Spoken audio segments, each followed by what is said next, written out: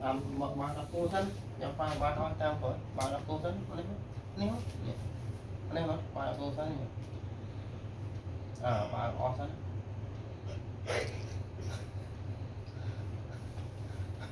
cô thân mà đây rồi mà này bạn cô thân bạn chị mà đây bạn chị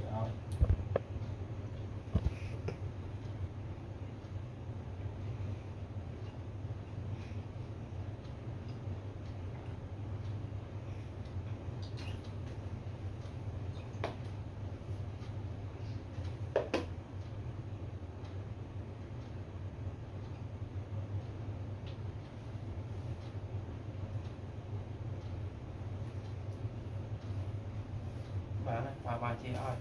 mà nó mất này bà chị nhé con đấy được suy nghĩ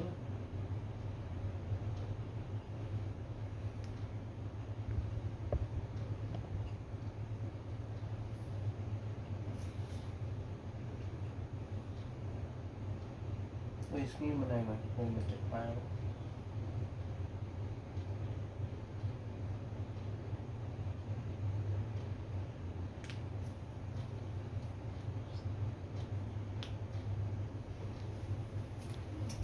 không can thiệp mình xin can thiệp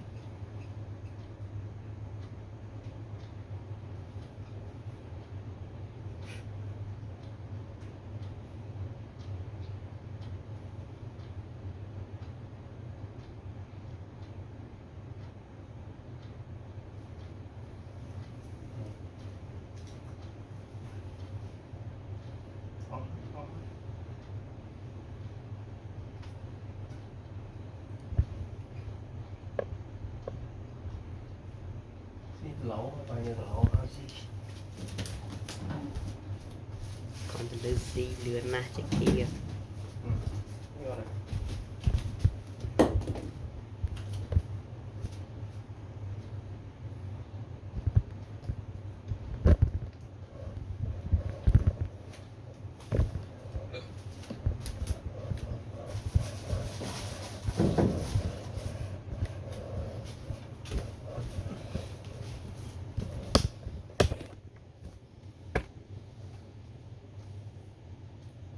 mấy con nó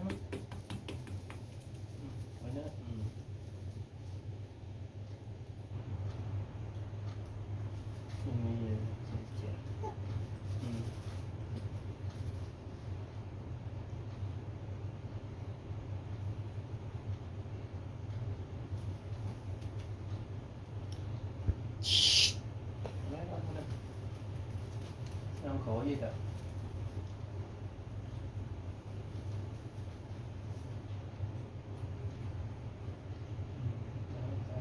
man tí rồi 7 2